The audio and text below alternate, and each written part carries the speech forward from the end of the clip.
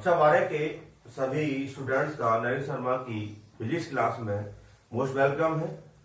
जैसे कि मैंने अपनी पिछली वीडियो में आपको एक टॉपिक लिया था कि जब कोई भी कॉइल होती है उसको हम रोटेट करते हैं मैग्नेटिक फील्ड में, तो कॉइल के अक्रॉस में क्या प्रोड्यूस होता है, इंड्यूस ईएमएफ प्रोड्यूस होता है। तो उसके लिए हमने इक्वेशन निकाली थी E equal to E0 sine omega T, E equal to E0 sine omega T.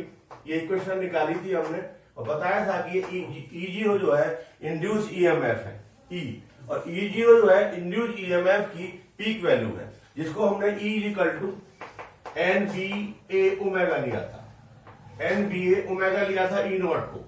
तो N number of turn coil थे, B मैग्नेटिक फील्ड था, A area of the plane of coil था, omega is the angular velocity of the coil थी। तो हमने कहा था कि वह coil rotate in a uniform magnetic field and induce EMF set up across the ends of the coil. This induced EMF given by E is equal to E0 sin omega t, then E0 is equal to NBA omega. If we connect a circuit with this coil, then current flow in the circuit is called AC current. तो हम AC current को दोबारा से define करना चाहते हैं कि देखिए, अगर if the magnitude and direction of the current, if the magnitude and direction of the current change periodically according to the time, then this current is called AC current. दोबारा समझ लीजिए, एक ऐसा करंट जिसका मैग्नीट्यूड और उसकी direction according to time कैसे change हो रही है, पेरियोडिकली चेंज हो रही है। मतलब कि उसका जो न्यूमेरिकल वैल्यू है और उसकी जो डायरेक्शन है वो अकॉर्डिंग टू समय के साथ साथ कैसे चेंज हो रही है, आवर्त रूप में चेंज हो रही है, मतलब कि पेरियोडिकली रूप में चेंज हो रही है। डेफिनेशन समझ में आ गई? If the magnitude and direction of a current change will according to time periodically, then this current is called AC current. The equation of AC current given below as I is equal to I naught sin omega t. Here I naught is the peak value of AC current. Peak value of AC. Peak वैल्यू है ऐसी, जैसे यहां पर peak value थी induce EMF की, ऐसे यहां पर पीक वैल्यू है एसी करंट, आपकी करंट की। तो ये इक्वेशन हो गया एसी करंट का। कहा आपने डेफिनेशन दोबारा से सुन लें कि अगर कोई भी करंट है उसका जो मैग्नीट्यूड है, जिसे हम न्यूमेरिकल वैल्यू बोलते हैं, वो समय के साथ में चेंज हो रही है आवर्त रूप में, पेरियोडिकली चेंज हो रही है। पेरियोडिकली चेंज का मतलब if we draw a graph between I and T, then we find a sine curve, that is I, that is small T time. If we plot a graph, तो ग्राफ प्लॉट कर रहे हैं, देखिए जैसे वहां graph plot किया था ऐसे यहां पर ग्राफ प्लॉट होगा। देखिए ये साइकिल होगी, ये कर्व मिलता है।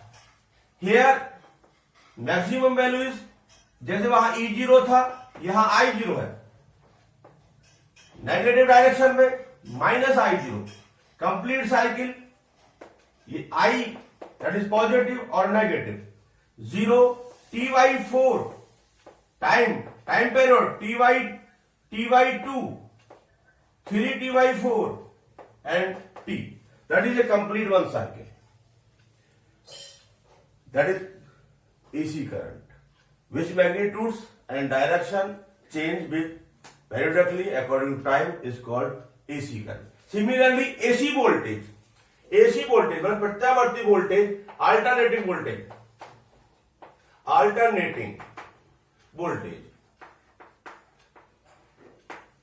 Similarly, which voltage whose magnitude and direction change periodically according to time, क्या कहलाता है? वो आपका AC वोल्टेज कहलाता है। जिस वोल्टेज का परिमाण और दिशा समय के साथ आवर्त रूप में बदलती हो, उस वोल्टेज को हम क्या कहते हैं? आपका AC वोल्टेज बोलते हैं, प्रत्यावर्ती वोल्टेज बोलते हैं। Which voltage whose magnitude and direction change periodically according to time is called AC voltage. The equation of AC voltage can be written similarly: V is equal to V naught sin omega t.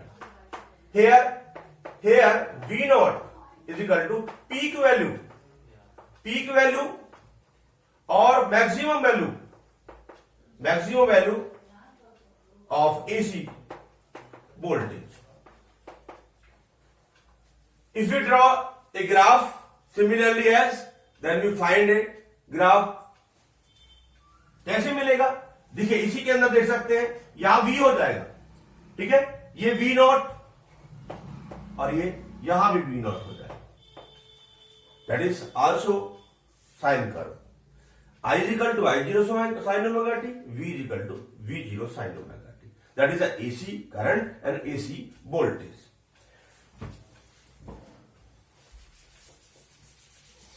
Time period of AC current. Time period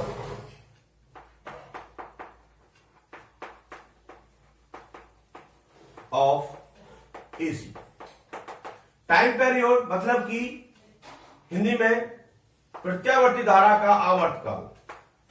प्रत्यावर्ती धारा का आवर्तकाल. Time taking to complete one cycle. Time taken to complete one cycle by AC current is called time period of AC current. प्रत्यावर्ती धारा द्वारा एक अपना चक्र पूरा करने में जो समय लगता है उस समय को हम क्या कहते हैं?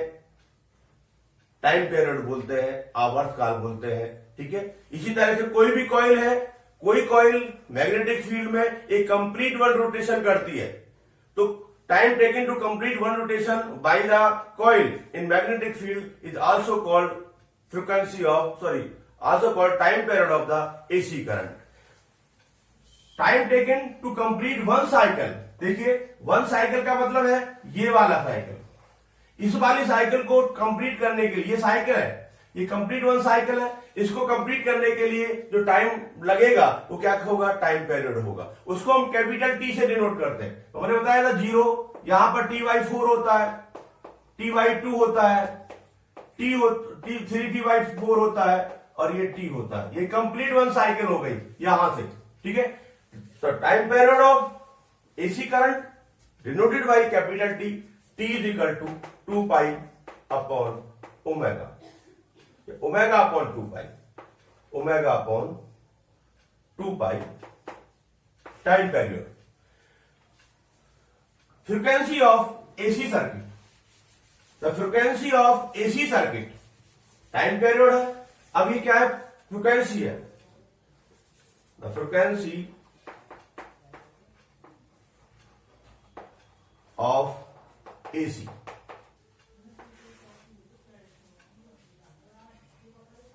The number of cycles in per second. The number of cycles in per second complete by the AC current is called frequency of AC current. मतलब कि एक सेकंड में वो जितने साइकिल पूरा करती है, जितने चक्र पूरा करती है AC करंट, उसको हम क्या कहते हैं? फ्रीक्वेंसी बोलते हैं उसको. इसका मतलब हुआ कि जो कॉइल थी मैग्नेटिक फील्ड के अंदर, वो एक सेकंड में जितने आपका रिवॉल्यूशन कर रही है, number of revolution in 1 second of the coil in magnetic field is also called frequency of the AC current. इसको हम किससे डिनोट करते हैं? F से डिनोट करते हैं. देखिए टाइम पीरियड जो होता है, फ्रीक्वेंसी जो होती है 1 अपॉन टाइम पीरियड होती है. फ्रीक्वेंसी जो होती है 1 अपॉन टाइम पीरियड होती है. तो F देखो, T जो फ्रीक्वेंसी को देते हैं, ओमेगा जो होता है एंगुलर वेलोसिटी, ओमेगा वो 2 पाई F होता है. तो F की वैल्यू क्या होगी? Omega upon 2 pi. Omega upon 2 pi that is F हो गया. और टाइम पीरियड हो गया 2 pi upon omega. Time period क्या होगा? 2 pi upon omega, that is hertz in second. The time period and frequency of the AC current. In domestic circuit, the frequency of AC current is nearly equal to 50 hertz. ठीक है? In domestic circuit, the frequency of AC current is nearly equal 50 hertz.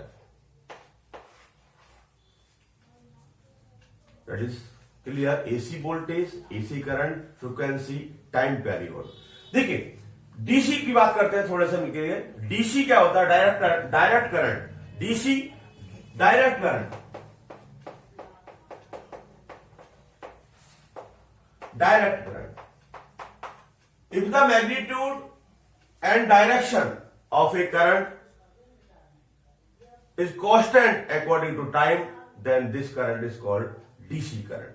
एक ऐसी current जिसका magnitude और direction समय के according बिल्कुल change नहीं होता है, कांस्टेंट रहता है, उसको हम डीसी कहते हैं, डीसी करंट कहते हैं। ऐसे वह voltage, this voltage whose magnitude and direction does not change according to time, this called DC voltage. The frequency of DC current, the frequency of DC current is 0.